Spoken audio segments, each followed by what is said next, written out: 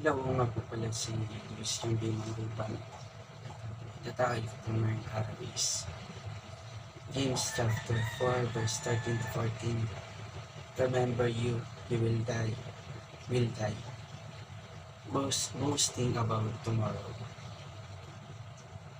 Now listen. You who say today or tomorrow you will go to this or that city, spend a year trip there, carry on business and make money, but you do not even know what will happen tomorrow. What is your life? You are mist that appears for a little while and then vanishes. Sa Tagalog naman po is, ipinagmalalaki ng bukas. Ngayon, makinig kayo. Kayong nagsasabing ngayon o bukas ay pupuntahan kami sa ito o sa lungsod na iyon. Doon kami mananatili ng 1 taon, magpapatuloy sa negosyo at kumita ng pera. Aba, hindi mo man lang alam kung ano ang mangyayari bukas. Ano ang iyong buhay?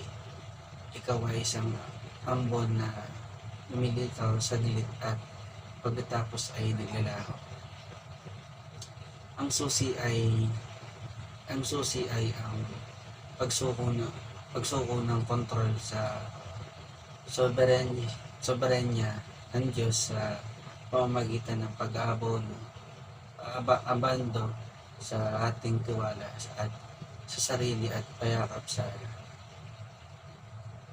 kapakumbabaan laban sa pagmamataas.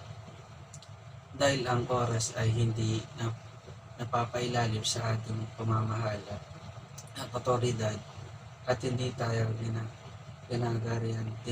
ginagarihan sa bawat araw na oras kung ipipiliin ng Diyos ay sumakatuwid. Wala tayong puwang para ipagmalaki ang ating sarili, kundi magtiwala sa banal na Espiritu. Ang tubig na ito ay binibigyan ni Jesus ay isang bukal ng tubig, hindi isang balon. Ito ay buhay, hindi ito static o stagnant. Ang tubig na ito ay nagbibigay buhay at ang buhay na ito ay nagbibigay ng mas maraming tubig. Mamaya sa kanyang ministeryo, nilinaw ni Jesus ang tubig na ito ay ang banal na Espiritu. Ang Diyos ay dumarating upang mabuhay sa atin sa pamamagitan ng banal na Espiritu. Wala talaga kaming ideya kung ano ang mangyayari bukas.